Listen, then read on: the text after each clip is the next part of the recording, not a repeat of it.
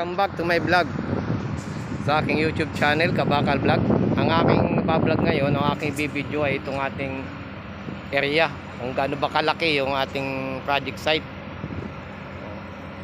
Bali po ito, ang haba nito, yung pagano niya, paputol, yung diretso na yung galing dyan sa perimeter na yan, 200 meters po yan ang haba. Yung paputol na ganon. Yung pahaba naman na ganon, mapapansin nyo, napakahaba, 280 meters po yan.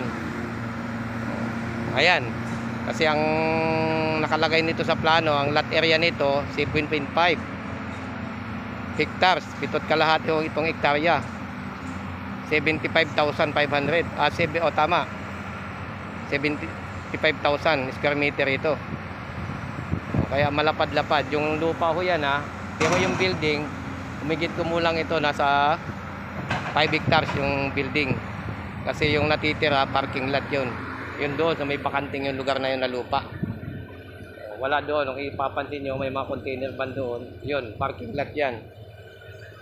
Ayan o yung kabuuan ng ating ginagawa. Ayan, ongoing yung pag-backfill.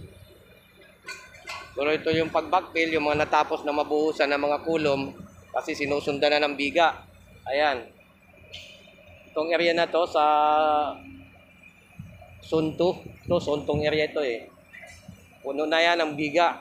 Ayan, yung papunta ko doon. Puro biga na yan.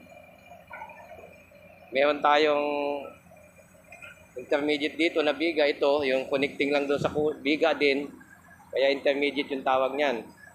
Ayun. Buo na siya dito, bali babakpilan na lang ito ulit, aayusin, at saka yung gravel bed natin doon, yung ganon. Kasi ang ilalim nito may bato pa rin. Tapos paanoin pa rin yan. Siksikin, ang tawag doon. Pipison pa. Guys, mga ka-construction, kung nagustuhan nyo ang aking content, paki-subscribe naman or like para matulungan ang aking channel. Ayan, nakita nyo, malapit na kasi mag-break time, kaya yung mga equipment natin tumatabi na rin. At yung iba, ayun ha, unti-unti nang nawawala yung mga tao dahil mag-break time na. Magandang tanghali mga ka-construction, mga kabakal.